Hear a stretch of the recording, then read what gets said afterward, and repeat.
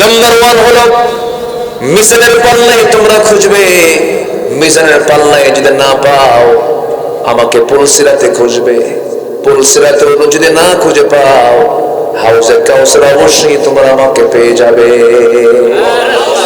জান্নাতের পেয়ালা দিয়ে আমি তোমাকে সুন্দর করে, সেই জান্নাতের পেয়ালা দিয়ে তোমাকে আমি কাউসার, হাউজে কাউসার থেকে পানি পান করায় দেব। জনমের তৃষ্ণা নিবারণ হয়ে যাবে।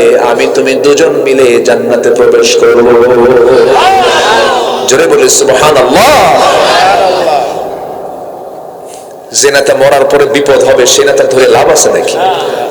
হ্যাঁ, নেতা গাঁজা খায়, নেতা নারী নিয়ে শুয়ে থাকে, আকাম কুকাম করে, কমিশন খোঁজে, বউকে নিয়ে নাচায়, আছে না নাই? বউকে উলঙ্গ করে জাতিকে দেখায়, আছে না নাই? বউকে হোন্ডার পিছনে তোলে।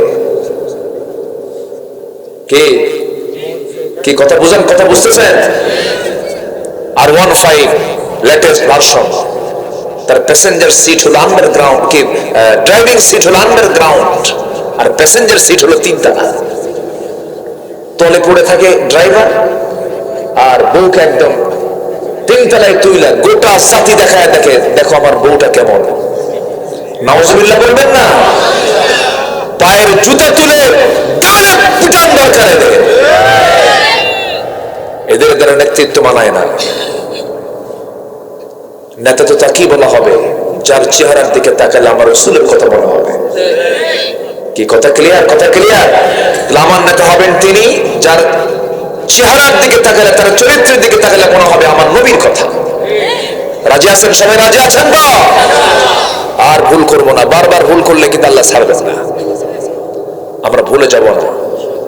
জোরে বলি ইনশাআল্লাহ। আমরা চরিত্র নেব কোন নেতা থেকে? কোন নেতা থেকে? মুহাম্মদ সাল্লাল্লাহু। আমরা 15টা আদর্শ আজকে শুনে যাব। কয়টা আদর্শ? যদি ফজর হয়, এত সস্তা না। কি থাকতে রাজি আছেন তো? আমি সিংড়া আসলে আমার খুব ভালো লাগে। আমি শ্রোতা তো গোটা দেশের চিনি, একদম টেকনাফ থেকে তেতুলিয়া, রূপসা থেকে পাথুরিয়া, সুন্দরবন টু বান্দরবন, চিনি তো সব জায়গায়। ভাষা কথা বলতে না পারলেও বুঝি, মন মেজাজ সব তো একরকম না। তবে সিংড়া আমি আসলে আমি লক্ষ্য করেছি আপনাদের বসে থাকাটা হয় পিন পতন, নীরবতা, চুপচাপ, কোন নড়াচড়া নেই, খুব ভদ্র শান্ত, আলহামদুলিল্লাহ। আর কিছু কিছু এলাকার শ্রোতা আছে হলো টাকি মাছের মতো। টাকি মাছ চিনেন তো? শয়তান মাছ। হ্যাঁ, এই শয়তান মাছ যদি আপনি ওজন করার জন্য বালতিতে তোলেন, বালতির মধ্যেও থাকে না, তার লাভ মেরে পড়ে যায়। আছে না? তো কিছু কিছু এলাকার শ্রোতাগুলো আছে এরকম, খুব নড়াচড়া করে। কিন্তু আপনাদের নড়াচড়া নেই, ওই শয়তান মাছ না, টাকি মাছ না, আপনারা বড় বড় মাছের মতো। বড় মাছ তো বেশি নড়ে না, চুপচাপ থাকে, খুব ভালো। আল্লাহ কবুল করুন। জোরে বলি আমিন। এটা কার? আপনার লাঠি। হ্যাঁ, আলহামদুলিল্লাহ। রাসূল এগুলো করতেন। রাসূল নাতিকে নিয়ে থাকতেন। সুবহানাল্লাহ বলবেন না? আবার নাতি যদি আসতে চাইতো, যদি কোনো সাহাবী বাধা দিত, রাসূল বাধা দিতে বলতেন, নাই স্যার নাতিরে নিয়ে দে, আমার সামনে দে। সাহাবীকে না করতেন, আমার নাতি আমার কাছে দিয়ে দাও। জুমার খুতবা দিচ্ছেন, দরজা দিয়ে আসতেছেন, জুব্বা হলো বড় আর মানুষ হলো ছোট, কন্ত কি হবে বলেন তো? জুব্বা বড়, মানুষ ছোট, এখানে হাঁটা কি সম্ভব বলেন? খালি হাঁটে আর পড়ে, হাঁটে আর পড়ে। রাসূল খুতবা ছেড়ে দিয়ে দৌড় মেরে গিয়ে হোসেনকে বাইরে থেকে কোলে করে নিয়ে প্রথম কাতারে বসায় দিলেন। জোরে বলেন সুবহানাল্লাহ। কিছু কিছু নানা আছে, দাদা আছে, নাতিদের আদর করে না, সব খালি ধমকায়। কিছু বুড়া আছে, ধমকায় আছে না? নাতিরা দোয়া করে, বুড়া মরবি কোন দিন তুমি। খুব ভালো। নাতিপুতি রাসূলের চতুর্দিকে থাকতো। রাসূল বাচ্চাদের সঙ্গে খেলতেন। আদর্শ এগুলো, আদর্শ বলে আল্লাহু আকবার বলে একদম সবগুলোকে নিয়ে বসতেন। বাচ্চাদের মাঝে যখন যেতেন, বসে যেতেন, সবার সাথে বসে ওদের সঙ্গে খেলা শুরু করতেন। আল্লাহু আকবার। বিশ্ব নবী, বিশ্ব মানের চরিত্র তার। শিশুরা খেলা ছেড়ে দিয়ে নবীর সঙ্গে খেলত। আবার স্ত্রীর সঙ্গে যেতেন, স্বামী হয়ে যেতেন। কি আচরণ তার! উহুদের যুদ্ধ চলতেছে, যুদ্ধের দামামা, এর মাঝে আমার নবীজি রাতের বেলা, রাত্রে আকাশে চাঁদ, চাঁদনি রাতে আমার নবীজি তাঁবুর ভিতরে ঢুকে বলছে, আয়েশা, সারাদিন যুদ্ধ করলাম, ক্লান্ত শরীর, সাহাবীরা সব ঘুমাচ্ছে, আবার সকাল হলে যুদ্ধ লেগে যাবে, তোমাকে টাইম দিতে পারলাম না, চলো না একটু বাইরে বের হই, খুনসুটি করি, এটা দৌড় মারি, দেখি তো কে ফার্স্ট হয়। সুবহানাল্লাহ বলবেন না? কি স্মার্ট, কি স্মার্ট ছিলেন মুহাম্মদ সাল্লাল্লাহু আলাইহি ওয়াসাল্লাম। ইসলামে প্রেম আছে না নাই? আছে। ইসলামে প্রেম আছে না নাই? বিয়ের আগে না বিয়ের পরে? বিয়ের পরে না বিয়ের পরে? বিয়ের আগে না বিয়ের পরে? আর এখন আমার রাসূল প্রেম করেছেন, কিন্তু বিয়ার পরে, বিয়ার পরে। চলো আয়েশা দৌড়াই, আর এখন বিয়ার আগে দৌড়াই, বিয়ার আগে দৌড়াই। কোথায়? চলো আমরা রিসোর্টে যাই। রিসোর্ট কোথায়? এখন তো রিসোর্ট হয়ে গেছে যে চলন বিলের মাঝখান দিয়ে কিছু কিছু যে কবুতরের বাসা বানায়, দেখছেন নাকি? এগুলো আছে নাকি? এগুলো বাসা বানায় রাখছে, একদম পুলিশ এগুলো চায়া খুঁজে বের করে পিটায়া ওদের পিছনটা লাল করা দরকার, ঠিক কিনা? লাঠির পিটন দেবে। লাঠি দারুণ ওষুধ, জানেন? বেরাত লাঠির ওষুধ কিন্তু মারাত্মক জিনিস। এটার দরকার আছে না নাই বলেন তো? রাসূল বলেছেন এটা দিয়েও মাঝে মাঝে সাইজ করো। নামাজ না পড়লে 10 বছর পার হয়েছে, নামাজ পড়ে না, বিল আসা, লাঠি দিয়ে পিটাও। শাসনের দরকার আছে না নাই? আগে হাই স্কুলের হেডমাস্টারকে দেখলে ছাত্ররা থরথর করে কাঁপতো, আর এখন হাই স্কুলের শিক্ষকরা ছাত্রদের দেখলে শিক্ষকই থরথর করে কাঁপে। আমি কি ভুল বলতেছি? আর দোষ দেয় মাদ্রাসার হুজুরদের, হুজুররা নাকি ছাত্রদেরকে পিটায়। না পিটালে মানুষ হবে? হ্যাঁ, আস্তে কর, আস্তে কর। কেন পিটে? না পিটালে মানুষ হবে? পিটাতে হবে, কিন্তু আদর দিয়া। কি দিয়া? আদর দিয়া। সোহাগ দিয়ে পিটাবেন আপনি। সোহাগ দেবার, সোহাগ ছাড়া পিটলে আবার উল্টা পাল্টা হয়ে যাবে। সোহাগ কি শাসন করা তারই মানায়? সোহাগ করে যে। মাদ্রাসার বিরুদ্ধে একটা রিপোর্ট এরকম বলে যে মাদ্রাসায় হুজুরে পিটাই বেশি। না, শাসন তো করতে হবে। হাফেজ হওয়া সস্তা? হাফেজ হওয়া সস্তা নয়। যে ছেলেটা কই গেল, কম সময় লেগেছ। হাফেজ যে হয় আল্লাহ তাআলার খাস মেহেরবানি, খাস মেহেরবানি, খাস মেহেরবানি। চোখ বন্ধ করে মাদ্রাসায় সন্তানকে দিয়ে দিবেন, হাফেজ বানাবেন। আগে হাফেজ হবে, ক্লাস 5 শেষ। আমি নিজে একটা মাদ্রাসা করেছি, 15 বছর 16 বছর তো কিচ্ছু করতেই দেয়নি ওরা, বুঝলেন? যা করি সব নিয়ে চলে যায়। তো একটা মাদ্রাসা করেছি, সে মাদ্রাসা আমি নতুন কারিকুলাম, গোটা পৃথিবী ঘুরছি তো, কম বেশি টুকরা এদিক সেদিক ঘুরছি। একটা সিলেবাস আমি প্রণয়ন করে মাদ্রাসা একটা চালু করেছি। ক্লাস 5ও শেষ হবে, তার হিফজও শেষ হবে। বাংলা, ইংরেজি, আরবি সব শিখবে। কোরআনটা তার আপনা আপনি এর মধ্যে মুখস্থ করে ফেলবে। সে কোরআন তো এটা মুখে মুখে মুখস্থ হয়ে যায়, এটা মুখস্থের বিষয়। আল্লাহু আকবার বলেন। এমন হাফেজ আমার দেশে আছে 36 দিনে হাফেজ। কয় দিনে? 2 মাসে হাফেজ, 3 মাসে হাফেজ, 4 মাসে হাফেজ। তাহলে কোরআন কি কঠিন কিছু না? তো আমি এরকম একটা সিলেবাস করেছি, তার 5 হয়ে যাবে, হেফজও শেষ হয়ে যাবে। এরপর সে যদি ডাক্তার হয়, সে যদি ইঞ্জিনিয়ার হয়, সে যদি জজ হয়, সে যদি মন্ত্রী হয়, সে যদি এমপি হয়, শুধু এমপি হবে না, হাফেজ এমপি হবে। ইঞ্জিনিয়ার যদি হয়, হাফেজ ইঞ্জিনিয়ার হবে। সে যদি ডাক্তার হয়, হাফেজ ডাক্তার হবে, হাফেজ ইঞ্জিনিয়ার হবে। রড সোর হবে না, রডের বদলে বাঁশ দেবে না, ঠিক কিনা? তাহলে এমন রোগ দেওয়া জায়েজ নাই। সম্মানিত ভাইয়েরা, তাহলে আদর্শ নেব আমরা কয়জন থেকে বলেন তো? কয়জন থেকে? বেশি জন হলে পরে কি অসুবিধা না? একজন থেকে নেব, তিনি হচ্ছেন মুহাম্মদ সাল্লাল্লাহু আলাইহি ওয়াসাল্লাম। আম্মা জান আয়েশার সঙ্গে তিনি দৌড় মারলেন রাতের বেলা, রাতের বেলা দৌড় মারলেন, কিন্তু আমার রাসূল দৌড়ানটা আসতে দিলেন। আয়েশা যেন খুশি হয়, আয়েশা যেন ফার্স্ট হয়। রাসূল দৌড়াচ্ছেন অভিনয় করে। কি করে? মূল দৌড় মারলে পারবে? আয়েশার ক্ষমতা আছে, মহিলা মানুষের ক্ষমতা আছে। আস্তে করে কি কিছুই তো কম না। ক্ষমতা নাই মানে 16 বছর কি এমনি চলছে নাকি? হ্যাঁ, বুদ্ধি বেশি কার, নারীর না পুরুষের? মেয়েদের বুদ্ধি নাই। কতটুকু দেখছেন? হাঁটুর নিচে কয় হাই হাই। বাড়িতে যান, খবর আছে কিন্তু।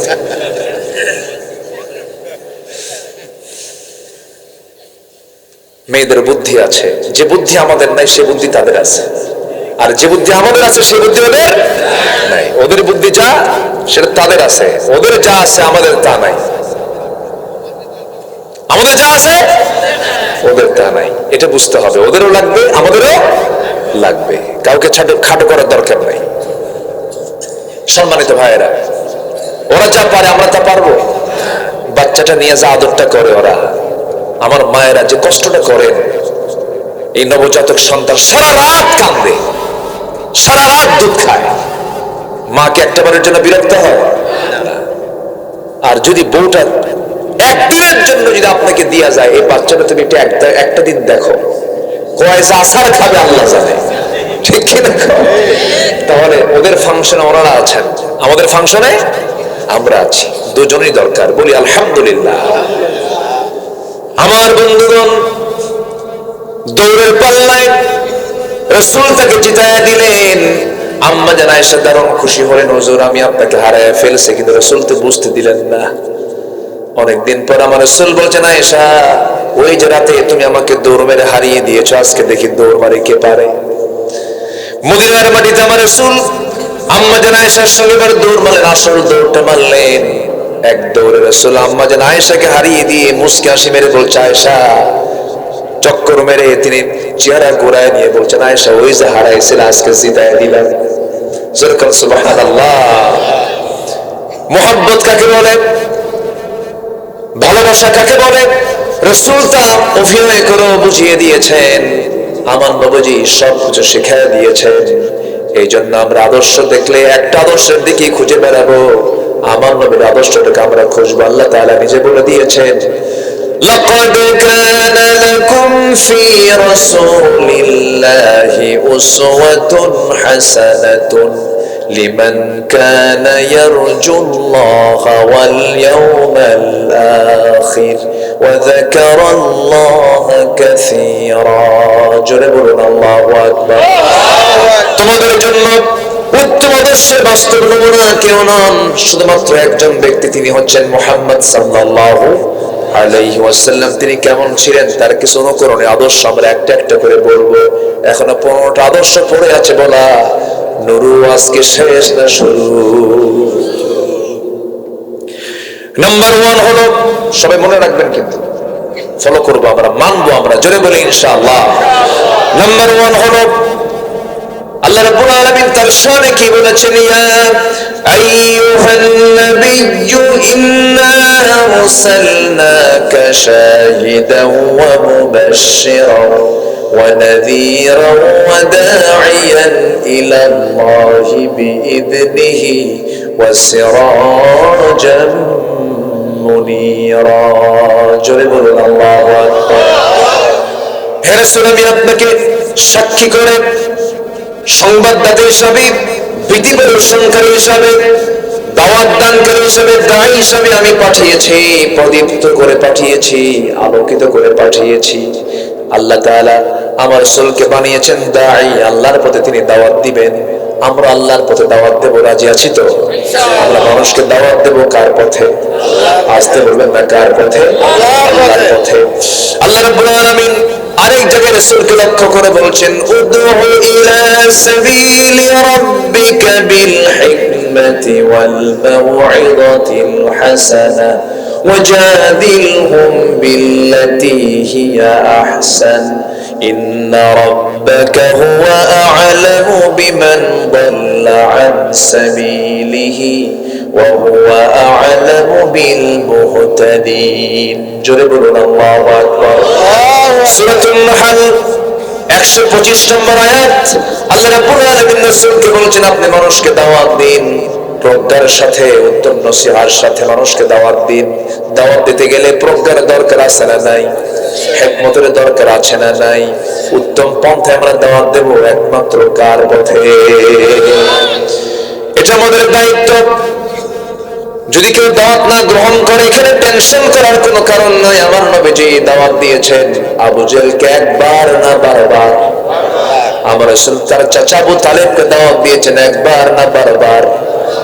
নূহ আলাইহিস সালাম মানুষকে দাওয়াত দিয়েছেন শুধু দিনের বেলা নয়, রাতেও দাওয়াত দিয়েছেন। ইন্নী দাআউতু কওমি লাইলান ওয়া নাহারা।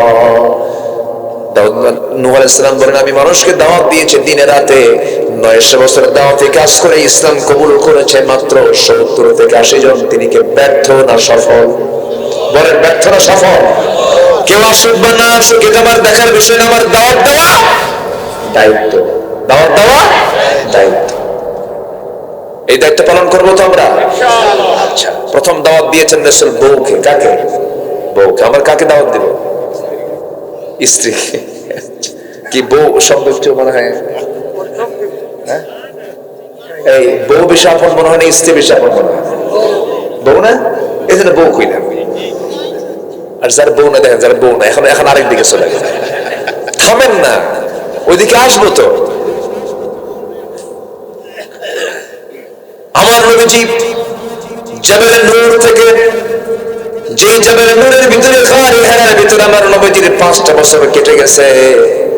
আমার নবীজি তখন 2টা মেয়ের বাপ। কয়টা মেয়ের বাপ বলেন? 2টা মেয়ের বাপ। বড় বড় বাচ্চা হয়ে গেছে, আবার কিছু কিছু বাচ্চাগুলো দুধ খায়। আমার নবীজির 1টা 2টা মেয়ে নয়, 4টা মেয়ে। আলহামদুলিল্লাহ বলবেন না? আল্লাহ পাক আমাকেও 4টা মেয়ে দিয়েছেন। দিল থেকে দোয়া চাই, দোয়া করবেন না? 4টা মেয়ে দিয়েছেন। সন্তান হওয়া ভালো, সন্তান যত বেশি হয় তত বেশি বরকত। আল্লাহ তাআলা ধনীর মধ্যেই বরকত রাখেন নাই। ধনীকে আল্লাহ তাআলা সন্তান দেন না, টাকা দেন। আর গরিবকে আল্লাহ তাআলা টাকা দেন না, সন্তান দিয়ে দেন। আল্লাহর বন্টন দেখছেন? ধনী লোকের কিন্তু বাচ্চা কম। 20 বছর পর একটা বাচ্চা হয়, তাও থাইল্যান্ডে। কোথায়? দেশে হয় না। মাউন্ট এলিজাবেথে যেতে হয়, সিঙ্গাপুরে। খুব নিবিড় পর্যবেক্ষণ আছে ডাক্তারের। বাচ্চা কাচ্চা খুব সমস্যা, আইসিইউতে আছে, মানে দুনিয়াতে আসার আগে আইসিইউ গেছে। পরে বলল ডাক্তার, ওর একটু হার্টে ফুটে আছে তো, আর চোখ একটা বাঁকা হয়ে আছে। কি কথা কি বুঝতেছেন? আর গরিবের বাচ্চা থাকে চলন বিলের মাঝখানে। এই শীতকালে রাস্তা নাই, বৃষ্টির সময় নদী পথে চলে, খুব আরামে চলে। কিন্তু এই শীতের মধ্যে এখন ওই চলন বিল থেকে রাস্তা নাই। এখন হসপিটালে যাবে কেমনে? আল্লাহ তাআলা জানেন এই গরিবের দেখার কেউ নাই। সুবহানাল্লাহ বলবেন না? সুবহানাল্লাহ বলবেন না? রান্না বান্না করতে করতেই এদিকে বাচ্চা হওয়া সারা, এবং নিজেই বাচ্চা ডেলিভারি হওয়ার পর স্বামীকে ফোন দিয়ে বলে, স্বামী জানো বাচ্চা হয়ে গেছে। সুবহানাল্লাহ বলবেন না? বরকত দেন কে? আল্লাহ। আসতে বলুন, বরকত দেন কে? আল্লাহ। সন্তান হওয়া ভালো, মেয়ে হওয়া আরো ভালো। আসতে কয়, বিয়ে কি আপনি দিবেন নাকি? আপনি টেনশন করতেছেন নাকি? আপনি আমার বন্ধুগণ, মেয়ে হওয়ার ভালো, কারণ রাসূল বলেছেন, ছেলেদের ব্যাপারে এমনটা কথা বলেন না। রাসূল বলেছেন, যার ঘরে 3টা মেয়ে তার জন্য 3টা পৃথক জান্নাত থেকে যাবে। আল্লাহু আকবার। মেয়ে যার আছে ঘরে তার রহমত আছে। রাসূল বলেছেন, মেয়ের জন্য আগে বাজার করো। যারা মেয়ের বাপ হয়, বিয়ে দিলে পরে কোনো কোনো মেয়ের বাড়ি যায় না? আমার বাপকে আমি দেখি, মেয়েদের দিকে টান বেশি হয় বাবার, আবার মেয়েরাও বাপকে বেশি টানে, বাবার দিকে টানটা বেশি থাকে। যার বাড়িতে শুধু ছেলের সন্তান আছে তারা কিছু দুঃখ বোঝে। ছেলের সন্তানগুলো ডান পিটা হয়, একটু ধমকায়, আসে না? এরকম আসে না? কিন্তু মেয়েদের মুখ থেকে ঘন ধমক পাবেন না। মেয়েদের মনটা নরম হয়, আব্বার দিকে সুন্দর করে একটা ডাক মারে। আমার রাসূল মেয়েদেরকে খুব পছন্দ করেছেন, খুব মহব্বত করেছেন। আমার নবীজি মেয়েদের জন্য বাজারটা আগে করতে বলেছেন রাসূল। মেয়েকে বিয়ে দিয়েছেন, ফাতিমাকে গরিবের সাথে দিয়েছেন, আবার কুলসুমকে দিয়েছেন ধনীর সাথে। আমার নবীজি সব দিকে স্ট্যান্ডার্ড রেখেছেন। দেখো, ধনীও জামাই আমার, গরিবও জামাই আমার, আমি কাউকে বাদ দেই নাই। সুবহানাল্লাহ বলেন। আবার কোনদিন সাইয়েদনা আলী তার ভাইরা ওসমান জিন্নুরের কাছ থেকে চুল পরিমাণ কিছু চান নাই, বলেন নাই ভাইরা তুমি তো বহু ধনী, আমারে কিছু দাও। হযরত আলী বলতেন আমার কাছে গরিবী জীবনটাই ভালো, ধনী হওয়ার শখ নাই। মাঝে মাঝে ওসমান জিন্নুরাইন নবীর সামনে এসে বলতেন হুজুর আমার বড় শখ হয় আমি যেন গরিব হয়ে যাই, ধনীর সম্পদ আমার ভাল লাগে না। বলেন তো এরকম ধনীকে আজকের সমাজে পাওয়া যাবে? কোন ধনীকে এসে বলবে হুজুর আপনি আমার জন্য দোয়া করেন আমি যেন গরিব হই, এরকম এরকম এরকম ধনী আছেন কি? গোটা দুনিয়া হলেও পেট ভরবে না। আল্লাহু আকবার। ওসমান জিন্নুরাইন বললেন হুজুর আমি যেন গরিব হয়ে যাই, আমার এত সম্পদ হচ্ছে কেন, আমি তো আমার আর ভালো লাগতেছে না। আমার নবীজি বললেন ওসমান এমন দোয়া তো সাধারণ ভাবে কেউ চায় না, তুমি আমার কাছে এমন দোয়া চাইলা, কিন্তু আমি তোমার কাছে কিছু কথা শুনতে চাই। কি?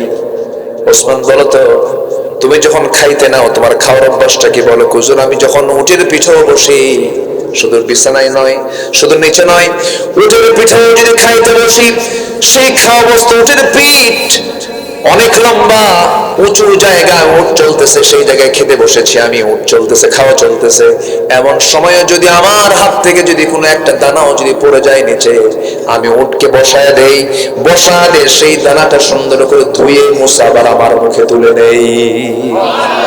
রাসূল বললেন ওসমান তোমার যে চরিত্র, সম্পদ তো কমার চরিত্র না, তোমার সম্পদের ডাবল হবে। আল্লাহু আকবার বলেন।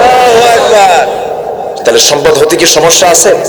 না, সম্পদ হলেও সমস্যা নাই, গরিব হতেও সমস্যা নাই, দুটাই আছে ইসলামে। শুধু ফকির না, ধনীও হতে হবে, আবার যদি কেউ গরিব হয় তাতেও কোনো সমস্যা।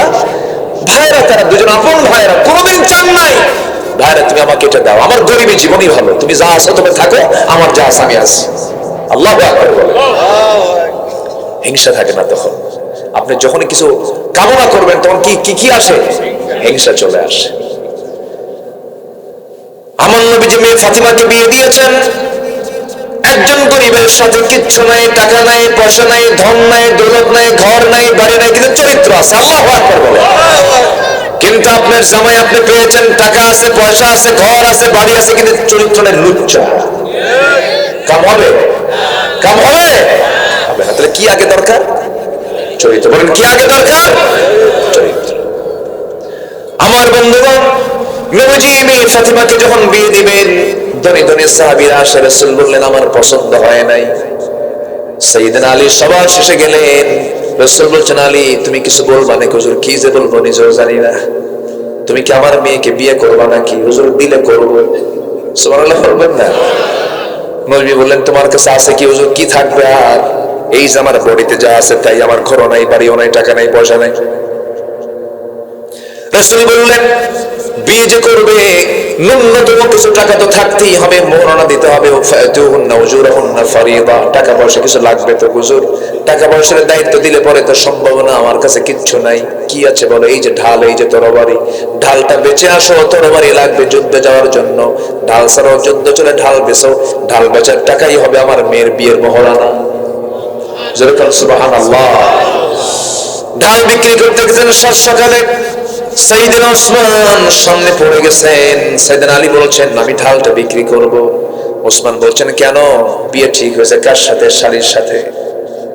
কার সাথে? কি কথা বলছেন না? এই কথা বুঝতেছেন না? আপনার শালীর সাথে বিয়ে ঠিক হয়ে গেছে। ঠিক আছে, ভালো কথা। তিনি জানতেন না, বড় জামাই জানেন না, বিয়ে ঠিক হয়ে গেছে। ওসমান জিন্নুরাইন বলেন তুমি তো কিছুক্ষণ পর আমার ভাইরা হয়ে যাচ্ছ, দাও ঢালটা আমি কিনবো। 500 দিরহাম দিলেন, ঢালটা কিনে নিলেন। কিনে নেওয়ার পরে টাকা নিয়ে সাইয়েদনা আলী চলে যাচ্ছেন পিছন থেকে। ওসমান জিন্নুরাইন বলছে আলী এইদিকে আসো, আত্মীয় তো কিছুক্ষণ পর হয়ে যাচ্ছ, ভাইরা তো হচ্ছ, কিছু গিফট কিছু উপহার তো দেওয়াই লাগে। এই যে ঢালটা নিলাম, ঢালটাও তোমাকে হাদিয়া স্বরূপ দিয়ে দিলাম, যাও। ঢাল আর টাকা নিয়ে চলে গেলেন, নবীর সামনে দাঁড়ালেন। রাসূল বলছেন আলী ঢাল বুঝে বিক্রি হয় না? বিক্রি হয়েছে। কোথায়? কি বিক্রি হয়েছে, এই যে টাকা আনছি, কার কাছে বিক্রি করলে, ঢাল তো নিয়ে আসলে, খুঁজে ঢাল বিক্রি করছে, আবার হাদিও পাইছি, কে কোন লোকটা, কোসমান লোকাল খুঁজে পাও নাই। সুবহানাল্লাহ। আত্মীয়ের মধ্যে যে প্যাঁচ লাগাইছো। আমার বড় জামাইকে আমি কিছুই বলতে পারলাম না, বড় জামাইয়ের সঙ্গে কোনো পরামর্শ করতে পারলাম না, তুমি আগে গিয়ে ঢোল পিটে আসছো, আমার বড় জামাই যেন কি মনে করে, কিন্তু জামাই তো শেষরা জামাই না আমার আপনার মতো। সুবহানাল্লাহ বলবেন না? আরে আজকের জামাইরে যদি না বলা হয়, বড় জামাই জানে না যে আমার শালীর বিয়া, তোর বাপের রেখে তোর বাপই বিয়া করা, আমার যাও ঠেকা পড়ে নাই, কি ঠিক কিনা কর? এরকম তো শেষরা জামাই না। ওসমান জিন্নুরাইন বললেন, খুব খুশি হয়েছি, যাও আলী, রাসূলুল্লাহর চয়েস খুব ভালো। সুবহানাল্লাহ বলবেন না? টাকা নাই পয়সা নাই, এরপর একজন ধনী সাহাবী বলছেন রাসূলুল্লাহর চয়েস খুব ভালো। আল্লাহু আকবার। আমার নবীজি মেয়েকে বিয়ে দিয়ে সালাম দিয়ে বিদায় দেন নাই। আমার নবীজির মেয়ে ফাতিমাকে বিয়ে দেওয়ার পর থেকে নিয়ে মৃত্যুর দিন পর্যন্ত আমার নবীজি ফাতিমাকে 3টা দিন পার হতে দেন নাই, দেখা সাক্ষাৎ না হয়ে থাকতেন না। আমার নবীজি 3 দিন পার হলে ছটফট করতেন, আমার কলিজার টুকরা ফাতিমা কই গেল। সুবহানাল্লাহ, সুবহানাল্লাহ। এত তার সন্তানদের প্রতি টান ছিল, পরিবারের প্রতি টান ছিল। এগুলো সুন্নাহ, এগুলো কি বলেন?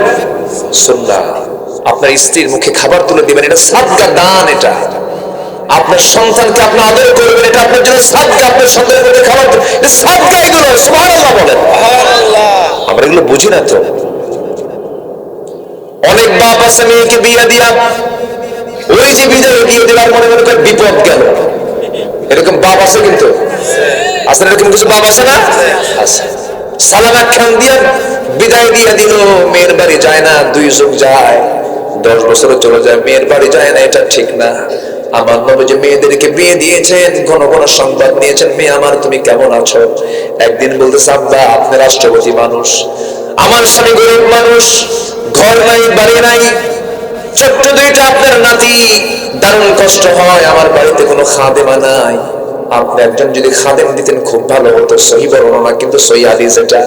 আমার নবীজি বললেন, ফাতিমা তুমি কি বলতে চাও বলো। আব্বা একটা খাদেম দেন, একটা কাজের মানুষ দিলে ভালো হয়। আমার নবীজি সঙ্গে সঙ্গে বলছেন, ফাতিমা তুমি কি তোমার বাপকে কখনো কাউকে দিয়ে কাজ করাতে দেখেছো নাকি? না। তোমার বাবা মুহাম্মদ বিন আব্দুল্লাহ নিজের কাপড় নিজে ধুয়ে ফেলে, নিজের ঘর নিজে ঝাড় দেয়, নিজের কাজ নিজে সম্পূর্ণ করে। তোমার বাবা কোনো মানুষকে দিয়ে কাজ করায় না, কাজ করাতে পছন্দ করে না। ফাতিমা এই দুনিয়ার জীবন না, এই দুনিয়ার জীবন নয়, আখিরাতের জীবন তুমি চাও যদি, তাহলে কাজের মানুষের প্রয়োজন নাই, তোমাকে একটা আমল শেখায় দেই। সুবহানাল্লাহ, আলহামদুলিল্লাহ, আল্লাহু আকবার। 33 বার করে এই আমলটা সকাল সন্ধ্যা করবে। আল্লাহ রাব্বুল আলামিন তোমার গোটা দিনের সমস্ত কাজের জিম্মাদার আমার আল্লাহ হয়ে যাবে।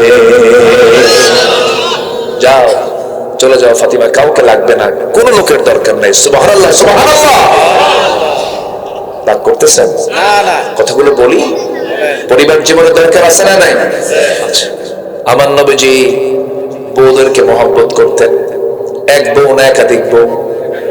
কোনটা কঠিন বলেন, কোনটা কঠিন? রাসূল কোনটা করেছেন? কঠিনটা করেছেন। আমরা যেন কঠিনের মধ্যে না যাই। ওই দেখছেন কই কি লেগে,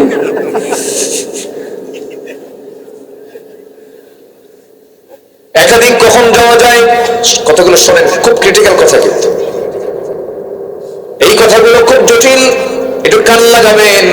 একাধিক কোন সময় যাওয়া যাবে? যে সময় দেখতেছেন কোন একটা নারীর চরম বিপদ, বিধবা হয়ে গেছে, নিজেদের মধ্যে হয় কিনা বলেন, বিধবা হয়ে গেছে, তালাক প্রাপ্ত হয়ে গেছে, অসহায় নারী হয়ে গেছে, তার পাশে কেউ নাই।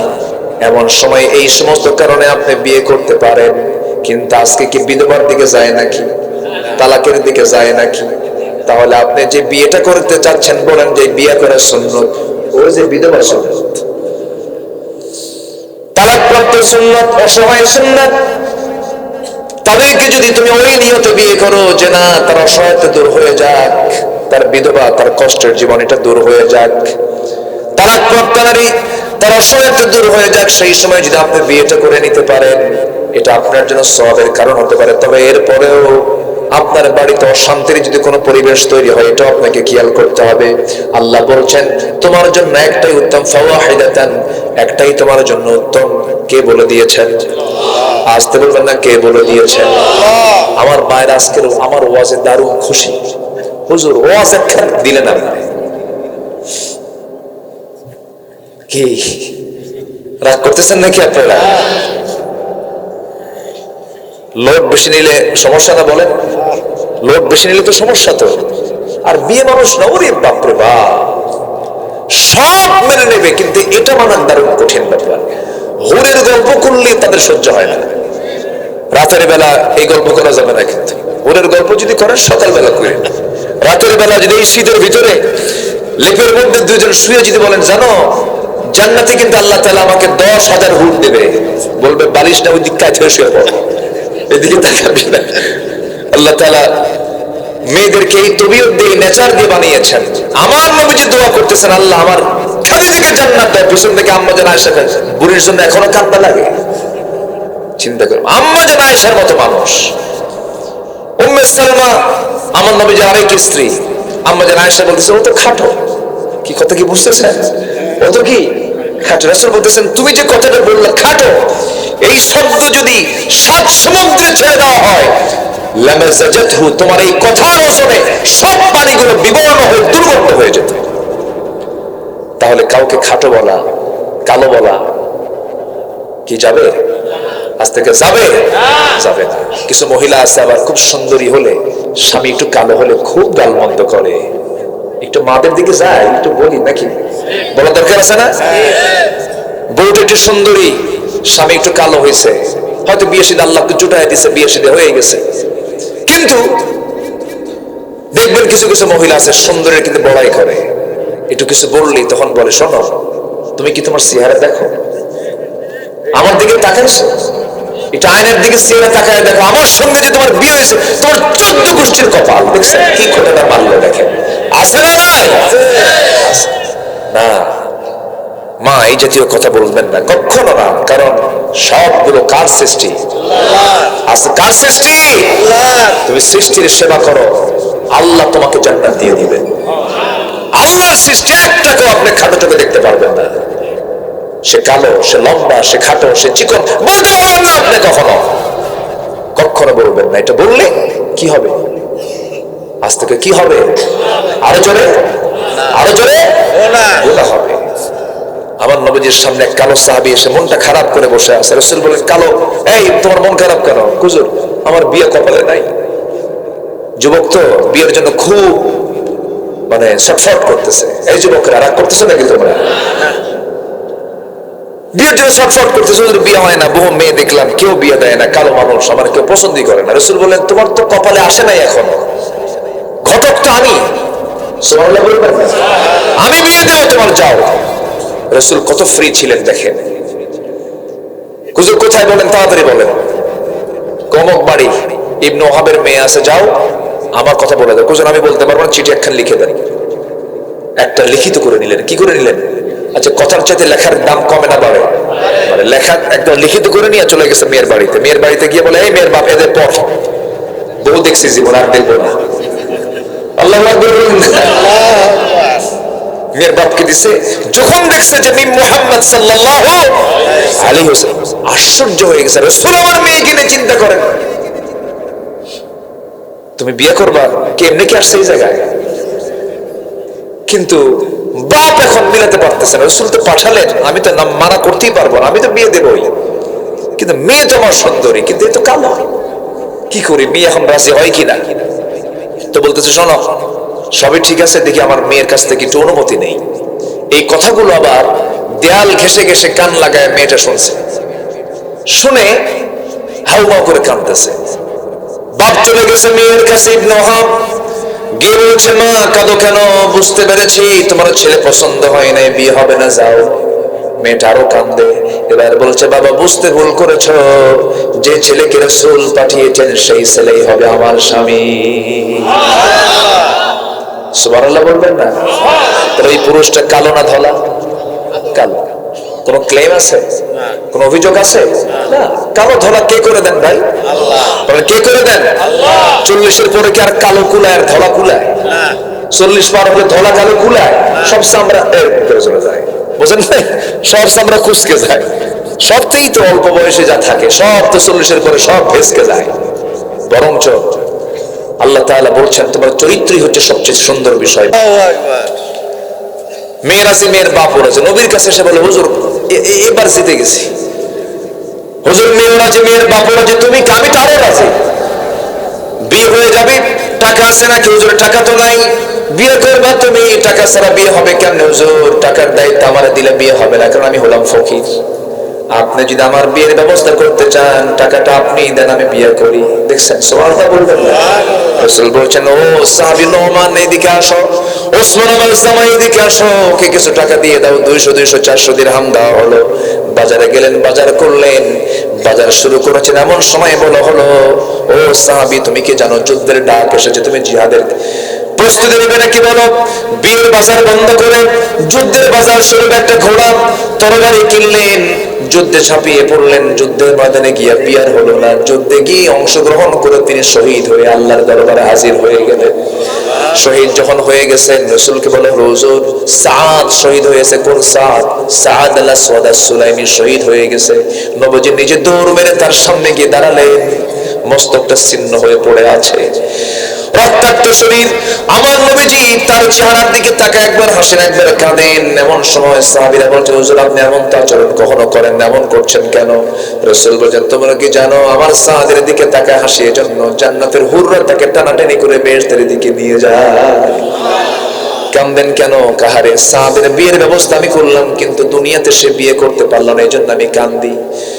জানাজা হয়ে গেল। রাসূল বলেন সাহাবীরা আমার সাদের সঙ্গী যারা বিয়ের কথা হয়েছিল সেই মহিলা কোথায়? সেই সুন্দরী নারীটা হুরে মদিনাটা কোথায়? সামনে হাজির করো। আড়ালে নিয়ে এসে দাঁড় করায় দেওয়া হলো। রাসূল পর্দার নিয়ম রক্ষা করে বলছেন ও মদিনার সুন্দরী মহিলা, আমার সাদ আমার প্রিয় সাহাবী ছিল, আমার সাদ তোমার স্বামী হয়ে যেত কিন্তু সে তো শহীদ হয়ে গেছে। যেহেতু সে শহীদ হয়ে গেছে তার পক্ষ থেকে একটা ঘোড়া এবং একটা তরবারি সে জিহাদের ময়দানের জন্য কিনেছিল, সেই ঘোড়ার তরবারি তার পক্ষ থেকে আমি তোমাকে দিয়ে দিলাম। সাহাবী উত্তম ভাবে গ্রহণ করলেন, মহিলা সাহাবী উত্তম ভাবে গ্রহণ করলেন। সেই ঘোড়া সেই তরবারি নবীজির পক্ষ থেকে নিয়ে নিলেন, বাড়ির দিকে চলে গেলেন। আল্লাহু আকবার বলে। আমার বন্ধুগণ, আমার ভাইরা, এই দুনিয়াতে মডেল খুঁজতে গেলে, আদর্শ খুঁজতে গেলে আমার নবীর আদর্শের দিকে যেতে হবে, সাহাবায়ে কেরামের আদর্শের দিকে যেতে হবে। অনুকরণীয় আদর্শ হলো 15টা। 1 নম্বর আদর্শ হলো আমরা দাওয়াত দেব কার পথে বলেন? আসতে বলবেন না, কার পথে? আল্লাহর পথে। নম্বর 2 হলো ভীরু হব না সাহসী হব? বলেন ভীরু হব না সাহসী হব? 5 আগস্টের আগ থেকে নিয়ে 5 আগস্ট পর্যন্ত যে যুবকরা ছিল আমার দেশে ভীরু না সাহসী? বলেন ভীরু না সাহসী? সাহসী। আল্লাহু আকবার, কি সাহস তার! 7-8 বছরের এক বাচ্চা যে পুলিশে মারছে, দেখেন নাই? দেখেন নাই? 7-8 বছরের বাচ্চা বাপ থেকে চিনতে বের হয়ে যা পুলিশের থাপড়ায়। বিবেক জাগ্রত হয়েছিল। প্রত্যেক মা সন্তানকে বাইরে বের করে দিয়ে বলে যা, কোন দিন বের হবি? আল্লাহু আকবার বলবেন না? আবার মা যদি বলে তুই যাইস না, ছেলে কয় তুমি আমারে না করো, যায় মরবো, জাতিকে মুক্ত করবো। আল্লাহু আকবার বলে। ছেলে দুর্বল হলে মা সাহস জুগিয়েছে, মা দুর্বল হলে ছেলে সাহস জুগিয়েছে। সব কে জুগিয়ে দিয়েছেন? কে জুগিয়ে দিয়েছেন? আল্লাহ জুগিয়ে দিয়েছেন। একটা বিজয় এসেছে, আমাদের একটা পরিবর্তন এসেছে। এখন যুবকদের দায়িত্ব হলো চরিত্র গঠন করো। ওই বিয়ের আগে গার্লস স্কুলের সামনে যে সিট হয়ে ইতিমের মতো বসে থাকবা না, এগুলো আকাম বুকাম করবা না, SMS দিবা না, মেসেঞ্জারে চ্যাটিং করবা না, হোয়াটসঅ্যাপে হি করবা না, সালাম কালাম ওখানে দেওয়ার দরকার নেই। সালাম কালাম ওখানে দেওয়া হালাল না হারাম? আচ্ছা হালাল না হারাম? হারাম। নিজের ভালো জায়গায় সালাম দিবা, ওটা একটা গুনার কাজ, এগুলো করবা না। আল্লাহ তুমি নোংরামি থেকে বাঁচাও, জোরে বলি আল্লাহুম্মা আমিন। তাহলে আমরা হব ভীরু না সাহসী? বলেন ভীরু না সাহসী? সাহসী। সাহসটার বদলে জয় আসছে। সাহাবীদের ভিতরে কি ছিল? সাহস ছিল। আমার নবীর মধ্যে কি ছিল? সাহস ছিল, প্রচন্ড সাহস, পিরামিড সাহস ছিল তার। খ্রিস্টান সাহসের পিরামিড ছিলেন, এত সাহসী তিনি ছিলেন, চুল পরিমাণ ভয় পাননি, কোথাও পরোয়া করেননি। হিজরতের রাতে শত্রুগুলো অস্ত্র শস্ত্রে সজ্জিত হয়ে দাঁড়িয়ে আছে, আমার নবীজি কিচ্ছু মনে করলেন না, হাতে বালু নিয়ে শুধু নিক্ষেপ করলেন, আমার আল্লাহ প্রত্যেকটা বালুকণা প্রত্যেকটা শত্রুর চোখে চোখে পৌঁছায় দিলেন। যেরকম সুবহানাল্লাহ, ভয় পাবেন নাই। মুসা আলাইহিস সালামের নাম শুনলে কি মনে হয় ভীরু? কিন্তু ভীরু মনে হয় না সাহসী মনে হয়? আল্লাহ কইছে মুসা নরম সুরে একটু কালিমার দাওয়াত দিয়ে ফিরাউনরে, যেখানে যাও দাওয়াতের কাজ হচ্ছে কি গরম না নরম? ভাই নামাজটা পড়ো, এই নামাজ পড়, কাম হবে কাম হবে, হবে না, একটু নরম করে দাওয়াত দিতে হবে। যাও মুসা তুমি একটু নরম সুরে দাওয়াত দিও, ঠিকঠাক মতো দাওয়াত। আল্লাহ আমার তো জিব্বাই ঠিক নেই, আমি কই একটা হয়ে যায় আর একটা, ওই যে তোতলা মানুষ বোঝেন না, নাম যদি হয় বেলাল বে বে বে বে বে এই বলতে তো 2 মিনিট চলে যায়। তো আল্লাহ তুমি আমার জিব্বা অচল রেখে আমারে তুমি সুন্দর দাওয়াত দিতে বলো, আগে জিব্বা ঠিক কর। সুবহানাল্লাহ বলবেন না? উনি আল্লাহ থেকে আদায় করে নিতেন। আল্লাহর কাছে চাইতে হবে হায়া নিয়ে না বেহায়া হয়ে? বেহায়া হয়ে চাইতে হবে। একবার চাই চুপ থাকবেন, আমার লজ্জা নাই আল্লাহ আমি এতবার বলতে পারি, কাম হবে না। আল্লাহর কাছে বলতে হবে একবার না বারবার? বারবার কি হায়া নেওয়া হয়? হ্যাঁ বলেন, একবার একবার হয় হায়া নিয়ে, আর বারবার হয় বেহায়ার মতো। একদম বেহায়া থাকবে, হায়া থাকবে না, আল্লাহ দাও তুমি। মুসা ছিলেন এরকম বেহায়া চাওয়া মানুষ একজন। আল্লাহু আকবার বলেন, চাইতেন আল্লাহ তুমি আমার জিহ্বাকে ঠিক করো, এরপরে তুমি কি ক্ষমা করো। রব্বি ইশরাহ লি সাদরি ওয়া ইয়াসসির লি আমরি ওয়াহলুল উকদাতাম মিন লিসানি, বাস কাম হয়ে গেছে, একদম জিহ্বা ক্লিয়ার। আল্লাহ বললেন তুমি একটু নরম সুরে কালিমার দাওয়াত দাও। করলেন কি? আচ্ছা ঠিক আছে যাবো আল্লাহ।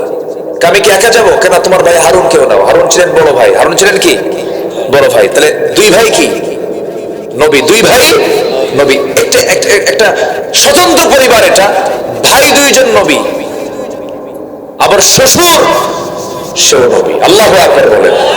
আবার ভাগিনা একজন আছেন ইউসা ইবনে নুন, তিনিও নবী। মোট নবী কয়জন হলো?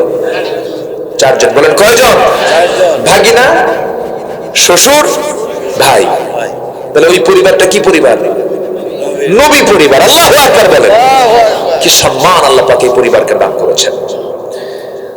যাও তুমি কালেমার দাওয়াত দাও। তো ভাই হারুনকে নিলেন, ভাই হারুন চলো, আল্লাহ কইছে দাওয়াত দেওয়ার জন্য, ইযহাব ইলা ফিরআউনা ইন্নাহু তাগা। আসছেন রাজ দরবারে, কিন্তু কম কথা না, সামনে দাঁড়ায় বলছে ফেরাউন। কি কথা বুঝতেছেন কি? আল্লাহ কি কইছে নরম না গরম? কিন্তু এদিকে কি হইছে? গরম। ওনার অভ্যাসই ছিল গরম হওয়া। আল্লাহ মানে পাঠায় দিয়েছে যা তুই তাড়াতাড়ি কালেমা পড়ে মুসলমান হ। ফেরাউন বলল তোমার সঙ্গে এটা কে? আমার ভাই হারুন, এটাও আল্লাহর নবী। তোমার আল্লাহর কাজ নাই কাম নাই, একই করে 2 নবী পাঠাইছে না? বলেন তো এই কথা শুনলে কি মেজাজ কি কম হওয়ার কথা না বলার কথা? লাঠি বের করে কয় ফেরাউন সামলায় কত খায়া ফেলাবো কিন্তু। আল্লাহু আকবার বলেন। এমনি বিজয় আসে নাই, ভীরু না সাহসী? তাহলে ইমানদার হবে ভীরু না সাহসী? সাহসী। নবীদের ক্লেম ধরার জন্য যুগে যুগে সবাই চেষ্টা করেছে, দোষ ধরার জন্য, আলেমদের দোষ ধরার জন্য। কি আছে না নাই বলেন তো? আল্লামা সাঈদীর বিরুদ্ধে মামলা দিয়েছিল ধর্ষণের। শয়তানকে আমিও রাগ করছি। শয়তান কি কয়? এটা আমিও বিশ্বাস করি না, এই মামলাগুলো দিয়েছে। তো মুসা ইসলামের বিরুদ্ধে একটা এরকম মানে ক্লেম তারা দিয়েছিল, শারীরিক একটা অক্ষমতার কথা তারা বলেছিল। সেটা হলো হঠাৎ করে এমনি বলছিল, রিউমার ছড়িয়ে দিয়েছে মুসার একটা সমস্যা আছে শারীরিক। কি? একশিরা ব্যারাম আছে। কি এই এলাকায় কি কয়? কি কয় এই এলাকায়? কি কয়? মানে একটা ছোট একটা বড়। কি কথা কি বুঝতেছেন আপনারা? তো এই রোগটা ওরা এমনি উদ্ভট বানায় ফেললো যে মুসার এই ব্যারাম আছে। ও আবার কিসের নবী? উনি যখন এই কথা শুনলেন এমন রাগ উঠছে। বলেন তো উনি কি ভীরু না সাহসী? বলেন তো ভীরু না সাহসী? ভীরু লোক কি মোকাবেলা করতে পারে? ভীরু লোক কি কথা বলতে পারে? প্রচন্ড সাহসী তিনি। কি শেষ করে দেবো না? চালাবো আলোচনা? আচ্ছা আচ্ছা ঠিক আছে। প্রচন্ড সাহসী তিনি।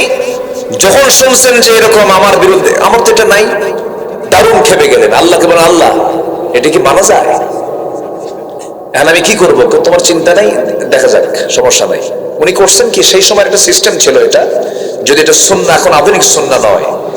উনি করলেন কি, একটা পাথরের উপরে লুঙ্গিটা খুলে গোসল করতে নামলেন। কি কথা কি বুঝতেছেন আপনারা? গোসল করতে নামলেন, আল্লাহ বলেন পাথর দৌড় মার। কি কথা কি বুঝতেছেন? পাথর কি মার? দৌড় মার। একজন সহি বর্ণনা কিন্তু এটা, পাথর দৌড় মার। পাথর দৌড় মারা শুরু করছে। উনি গোসল করে এসে দেখে পাথরও নাই, লুঙ্গিও নাই। এখন বলেন তো কি মুশকিল।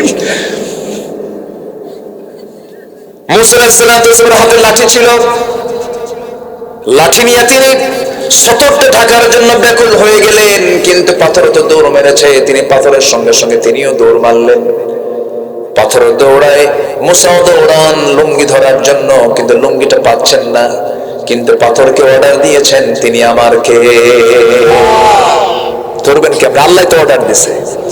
পাথর দৌড়া দৌড়া চলে যায়, মুসাও দৌড়া দৌড়া যান, কিন্তু পাথর সেই জায়গায় গিয়ে থেমে গেছে যে জায়গায় ফেরাউন তার সমস্ত মন্ত্রী পরিষদ নিয়ে বসে গেছে। সেই জায়গায় গিয়ে যখন পাথর থেমে গেছে, মুসা আলাইহিস সালাম বললেন, এই পাথর তোর কি হুঁশ কান দেবেন? কিচ্ছু না, আমি তো আমার গায়ে কিছু নাই, থাম তাড়াতাড়ি। ওই লুঙ্গি হাতে নাও, তুই ওইদিকে ফেরাউন তার সমস্ত মন্ত্রী পরিষদ নিয়ে নিচের দিকে তাকায় দেখে সব ঠিক আছে। কি কথা কি বুঝতেছেন? কথা কি বোঝা যায়? আজকে ওদের চরিত্রের সমস্ত মুখোশ উন্মোচন হয়েছে। আলেমদের কোনো দোষ নেই, সব দোষ ওদের। সব মুখোশ উন্মোচন করে দিয়েছেন তিনি আমার কে? কে কে? আল্লাহ। আল্লাহ নাই? আল্লাহ আছেন না নাই? আছেন। কিন্তু ভীরু হওয়া যাবে না। কি হব আমরা? সাহসী। আল্লাহর কাছে দোয়া করব, কি দোয়া? রব্বানা আফরিগ আলাইনা সাবরান ওয়া সাব্বিত আকদামানা ফানসুরনা আলাল কওমিল কাফিরিন। জোরে বলুন আল্লাহু আকবার। ফাসদা বিমা তু'মার ওয়া আ'রিদ আনিল মুশরিকিন। আপনি প্রকাশ্যে শুনিয়ে দেন, আপনার কোনো ভয় পাওয়ার কোনো দরকার নাই। নাম্বার 3 হলো আমরা ধৈর্যশীল হব। কি হবে বলেন? ধৈর্যশীল হব। বেশি ধৈর্য ধরবে স্বামী না বউ? দেখছেন, বউ তোমার ধৈর্য ধরার দরকার নাই। বেশি ধৈর্য ধরবে কে বলে? স্বামী। স্বামীর ধৈর্য বেশি থাকতে হবে, কারণ বুদ্ধি বেশি তো স্বামী, বোঝেন নাই? পরিচালক হবে কে, বউ না স্বামী? নামাজ পড়াবে কে বলেন? নামাজ পড়াবে কে? বিচার করবে কে? ছেলে মেয়ের গন্ডগোল বিচারক হবে কে? মা না বাবা? সব দায়িত্ব আপনি নেবেন, নেতা আপনি, আর ধৈর্য ধরবে বউ না? আমার বন্ধুগণ, ধৈর্যের পরিচয় দিতে হবে। অনেক লম্বা লম্বা কথা ছিল, এমন একটা সাবজেক্ট নিয়ে বসেছি আমি। এই সাবজেক্টের উপরে 10 দিন কথা বললেও তো শেষ হওয়ার কথা না। এক একটা সাবজেক্ট, এক একটা পয়েন্ট, এক একটা ওয়াজ। নাম্বার 4 হলো পরিবারের প্রতি দায়িত্বশীলতা। পরিবারের কখনো অসচেতন হওয়া যাবে না। পরিবারকে আমরা সময় দেব। আমসিক আলাইকা লিসানাক ওয়া লিয়াসআকা বাইতাক ওয়া বিকা আলা খাতিয়াতিক। রাসূল বলেন, তোমরা যদি নাজাত পেতে চাও 3টা কাজ করো। কথা কম বলো, ঘরকে বড় বানাও, ঘরের সময় দাও। ওয়া বিকা আলা খাতিয়াতিক। নাম্বার 3 হলো তোমার পাপের জন্য তুমি চোখের পানি ফেলে ফেলে কাঁদো। পরিবারকে আমরা সময় দেব। কু আনফুসাকুম ওয়া আহলিকুম নারা। নাম্বার 5 হলো আমানতদারিতে ন্যায় বিচার। ন্যায় বিচার করতে হবে, আমানতদারিতে। এইগুলো রাসূলের মধ্যে ছিল, আমরা আমাদের মধ্যে নিয়ে আসবো। জোরে বলি ইনশাআল্লাহ। ইনশাআল্লাহ। নাম্বার 6 হলো নিকটাত্মীয় প্রতিবেশীর সঙ্গে সুন্দর আচরণ করেছেন মুহাম্মদ সাল্লাল্লাহু আলাইহি ওয়াসাল্লাম। ওমর ফারুক রাদিয়াল্লাহু তাআলা আনহু, আবু বকর সিদ্দিক রাদিয়াল্লাহু তাআলা আনহু কি ধরনের ব্যক্তি ছিলেন দেখেন। খলিফাতুল মুসলিমিন, প্রথম খলিফা। 2 বছর তার খেলাফত আমলে প্রত্যেকটা দিন তিনি এক প্রতিবেশীর ঘরে গিয়ে সেবা করে আসতেন। একটা দেশের রাষ্ট্রপ্রধান, পার্শ্ববর্তী প্রতিবেশীর ঘরে একজন মহিলা থাকতেন, তার স্বামীও নাই, তার ছেলেও নাই, তার মেয়েও নাই, বুড়ি মানুষটাকে কম থেকে কে দেখবে, কে সেবা করবে তার? প্রত্যেকটা রাতে গিয়ে ফজরের আগে তিনি কাপড় চোপড় সহ, খাবার দাবার সহ সবকিছু পরিষ্কার খাবার দাবার রেডি করে দিয়ে আসতেন। একদিন ওমর ফারুক খেদমতের জন্য গেছেন ওই মহিলার বাড়িতে। দরজায় নক করেছেন, মহিলা ভিতর থেকে বলে, কে এসেছো? তখন সঙ্গে সঙ্গে বলছে, বুড়িমা খেদমত করার জন্য আমি ওমর আসছি, আমার কাজ হয়ে গেছে, আমার সেবা একজন করে গেছে। ওমর ফারুক ভাবলেন, কে যুবক এই মদিনা নগরে কে এই মহিলার খেদমত করার জন্য আসে? অবাক হয়ে গেলেন। দুদিন খোঁজ পেলেন না, তৃতীয় দিন তিনি ওই বাড়িটার আড়ালে দাঁড়ায় থাকলেন। কে ঢোকে দেখি, আজকে রাতে কে ঢোকে দেখি। ঢোকার সময় টের পান নাই, কিন্তু বুঝতে পারলেন কে যেন ঢুকলো। কিছুক্ষণ পর তিনি দাঁড়ায় থেকে দেখেন, যখন বের হয়েছে ওই যুবকটা পিছন দিক থেকে, পুরুষ মানুষটার পিছন দিক থেকে হাত চেপে ধরে দেখেন কেউ না, সাইয়েদনা আবু বকর সামনে দাঁড়ায় গেছে। যেরকম সুবহানাল্লাহ। ওমর ফারুক বলছেন, কাম আর কাম পান নাই আপনি? রাষ্ট্র চালাবেন, আবার এই খেদমত করবেন, ঘুম পাবেন কখন আপনি? সাইয়েদনা আবু বকর কেঁদে কেঁদে বলছে, ভাই আবু বকর, ভাই ওমর, হাসরের দিন তোমার আমলনামা আমার কাঁধে আসবে, আমার আমলনামা তোমার কাঁধে যাবে না। প্রতিবেশীর হক আদায় করতে হবে, ওয়াতিদাল কুরবা হাক্কাহু ওয়াল মিসকিন। আমার বন্ধুগণ, 2 বছর তিনি খেদমত করেছেন। সাইয়েদনা আবু বকর যখন মারা গেলেন, খলিফা ওমর ফারুক রাদিয়াল্লাহু তাআলা তিনি ওই মহিলার বাড়িতে যাওয়া খেদমত শুরু করলেন, খেদমত শুরু করে দিলেন। তারপরের দিন থেকে ওই মহিলা জানতেন না প্রথম খলিফা ইন্তেকাল করেছেন, সাইয়েদনা আবু বকর ইন্তেকাল করেছেন। চলে গেছেন রাতের বেলা খেদমত করার জন্য। সব কাজ সম্পন্ন করে ওমর ফারুক ঘর থেকে বের হয়ে এসেছেন। বুড়ি মহিলা খেতে বসেছেন, খেজুর খেতে বসেছেন। ধোয়া খেজুর যখন খাওয়া শুরু করেছেন, খাইতে নিয়া মুখের মধ্যে বিচি লেগে গেল। মহিলা বলতেছেন, বুঝতে পেরেছি প্রথম খলিফা, প্রথম আমার খাদেম আবু বকর নাই, খাদেম চেঞ্জ হয়েছে। কারণ আমার আবু বকর যখন আমার খেদমত করতে আসতো, সব খেদমত তো করতে, এমনকি এই খেজুরের বিচি যে আছে, খেজুরের বিচিগুলো বের করে আমার সামনে রাখতে, যেন আমার খেতে যেন চুল পরিমাণ অসুবিধা না হয়। যেরকম সুবহানাল্লাহ। নাম্বার 7 হলো আল্লাহর বিধানের প্রতি শর্তহীন আনুগত্য করতে হবে। আল্লাহর বিধান নিয়ে কোনো কিছু শর্ত দেওয়া যাবে না। চোরি করলে হাত কাটো, জেনা করলে পাথর মারো। এরপরে খুনিকে খুন করে, খুনি যদি কেউ হয় তাকে দুনিয়া থেকে বিদায় করে দাও। বিধানগুলো কার? আসতে বলবেন না, কার? বিধানগুলো আমার এই জমিনে কায়েম হোক, সবাইকে চান নাকি? আমাদের এই দেশে কায়েম হোক, সবাইকে চান? সবাইকে চান আপনারা? আমার বন্ধুগণ, আমার দেশে এখন গজবের উপযুক্ত হয়ে আছে। কেন? হয়তো বলবেন, আশ্চর্য হবেন, আমার দেশে যে সমস্ত অপকর্মগুলো হয় হাদিসের দৃষ্টিকোণ থেকে, যে সমাজে জেনা থাকবে গজব আসবে, যে সমাজে মদ থাকবে গজব আসবে, যে সমাজে সুদের কারবার চলবে সেই সমাজে গজব আসবে, বলেছেন মুহাম্মদ সাল্লাল্লাহু আলাইহি ওয়াসাল্লাম। আমার বলুন, আমার দেশে গজব আসার সম্ভাবনা আছে না নাই? আসতে বলবেন না, আছে না নাই? এই সুদ, জেনা, মদের বোতল, এগুলো বন্ধ হবে ওয়াজ দিয়া না আইন দিয়া? আইন দরকার আছে না নাই? যারা এগুলো বন্ধ করবে তাদের পক্ষ নেওয়ার দরকার আছে না নাই বলেন? আচ্ছা, আমরা তাদেরই পক্ষ নেব যারা এগুলোর বিরুদ্ধে কথা বলবে। কিন্তু 53 বছরে যারা ছিল তারা কি এগুলো বন্ধ করেছে না আইন করেছে? আইন করে পাশ করছে, আইন করে। অতএব যারা মদ, জুয়া, সুদ আইন করে পাশ করে, তাদের নেতৃত্ব আমরা মানতে চাই না। মনে থাকবে? ব্যাস, জোরে বলি ইনশাআল্লাহ।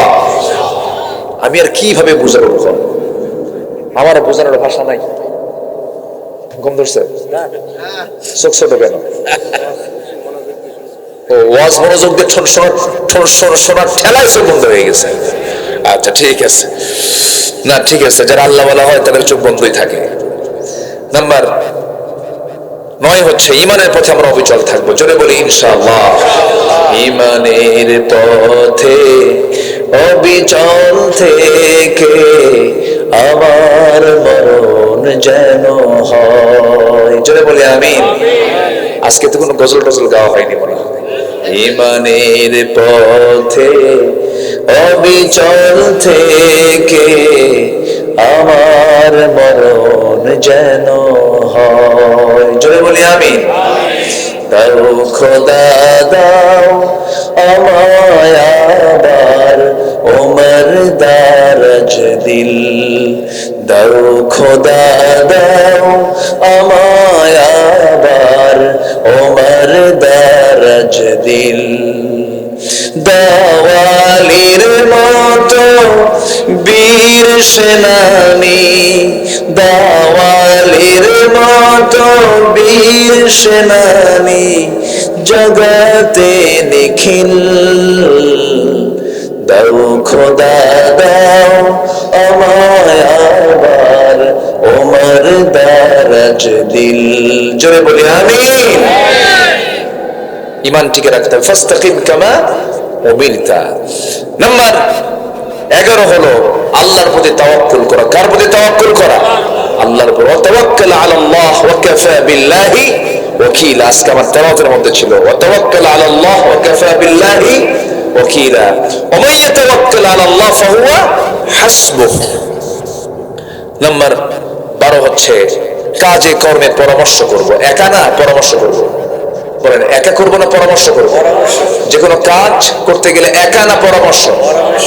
পরিবারেও একা করবো না বউকে সাথে নিয়ে করবো? বউর দরকার আছে না নাই? সন্তানের দরকার আছে না নাই? কিছু তেড়ি মার্কা মুরব্বী আছে, কাউকে কিচ্ছু কয় না, বুঝিস কিছু কসু আছে না?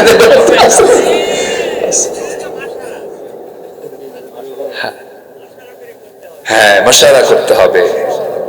মাশওয়ারা না, এলাকায় বলে না মাশওয়ারা, এটাও আরবি শব্দ, এটাও আরবি শব্দ। ওয়ামরহুম শুরা বাইনাহুম ওয়া শাওয়িরহুম ফিল আমরি ফাইযা আযামতা ফাতাওয়াক্কাল আলাল্লাহ ইন্নাল্লাহা ইউহিব্বুল মুতাওয়াক্কিলিন। নাম্বার 13 হচ্ছে বিনম্র হব আমরা। রাসূল কি উগ্র ছিলেন না নম্র ছিলেন? নম্র। খেপতেন না, রাখতেন না, কিন্তু রাগে গেলে আমার নবী যে রেগে যেতেন শুধু জিহাদের ময়দানে। আল্লাহু আকবার বলে। আশিদ্দাউ আলাল কুফফার রুহামাউ বাইনাহুম। আমার বন্ধুগণ, আরেকটা স্বভাব হলো ক্ষমাশীল হব আমরা। আমরা প্রতিশোধ পরায়ণ হব না, আমরা ক্ষমা করে দেব। আমার নবীজি যখন মক্কা বিজয় করলেন, সেদিন বললেন আমি সবাইকে মাফ করলাম, কারোর প্রতি আমার কোনো অভিযোগ নাই, তবে 17 জনকে মাফ হবে না। কয়জন? আমার দেশেও সবাইকে মাফ করব আমরা, কিন্তু কিছু কুলাঙ্গারের কোনো মাফ নাই। বলবো কিছু কুলাঙ্গারের কোনো মাফ নাই। একটা তো সিলেটে গিয়ে কট খেয়েছে, কে জানো? কালা কোয়েন না, কালা তো আল্লাহ করছে, শামসুদ্দিন মালিক। ওরে বাপরে বাপ, সিলেটবাসী যে এত সুন্দর আপ্যায়ন করে, কোর্টে যখন ঢুকলো একদম বিসি আউট করে দিয়েছে। জানেন আপনারা? জানেন না এগুলো? ক্ষমা সবার জন্য নাই। যে খুন করে আল্লাহ ক্ষমা করে না, আমরাও ক্ষমা করতে জানি না, ঠিক কিনা? কুতিবা আলাইকুমুল কিসাস, কোনো কথা নাই।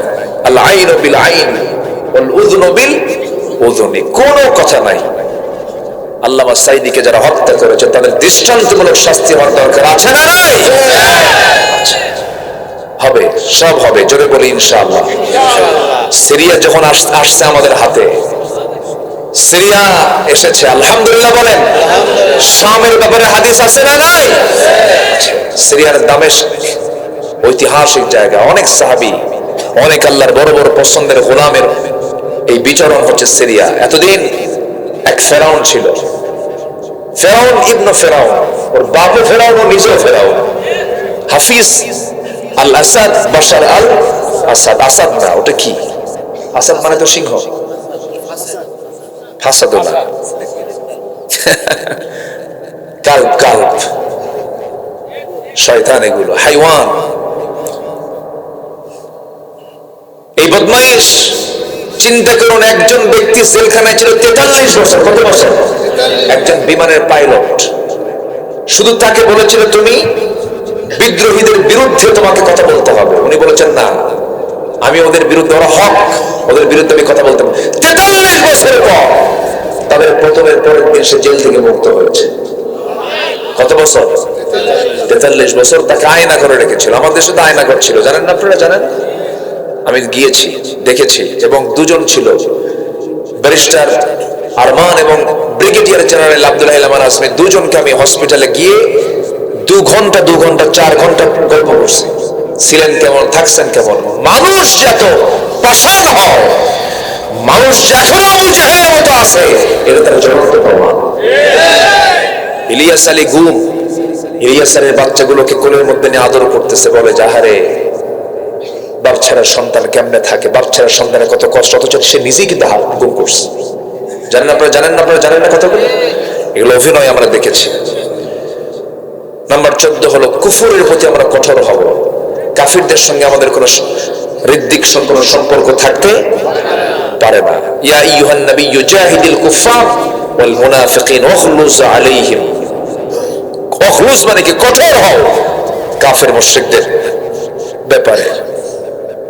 নাম্বার 15 হলো আমরা পরস্পর যখন থাকবো কঠোর হব না রহম দিল হব? বলেন তো, আমাদের মধ্যে পরস্পর সম্পর্ক হবে কি? বলেন বলেন, কঠোর না নরম? কঠোর না নরম? নরম হয়ে যাবে। রাসূল বলতেন মাঝে মাঝে আমার উম্মতের যদি কষ্ট না হতো প্রতিবেশীকে আমি সম্পত্তির ওয়ারিস বানাই দিতাম। সুবহানাল্লাহ বলবেন না? প্রতিবেশীকে সম্পত্তির ওয়ারিস বানাই দিতাম। রাস্তাকে আটকাবেন? রাস্তা কয় রাস্তা আটকাবেন? রাসূল কি বললেন? প্রতিবেশীকে সম্পত্তির ওয়ারিস বানায় দিতাম। মানে কি? প্রতিবেশীর দামটা কত? একটু গন্ডগোল লাগছে, একজনের বাড়ি একটু রাস্তার সাথে যার বাড়ি তার আবার পিছনে আরেকজনের প্রতিবেশীর বাড়ি, তো রাস্তার ধারে বাড়িওয়ালার সাথে একটু পিছনে বাড়িওয়ালার একটু টক্কর লাগছে। সন্ধ্যার আগ দিয়ে যে রাস্তা দিয়ে যায় ওখানে খোটা মারা আছে নাকি? খোটা মারা হুজুর আছে এখানে? খোটা মারা মুসলমান আছে না নাই? মারছে খোটা। বলে যে খোটা মারছো কেন? বেশি ফটার করো না।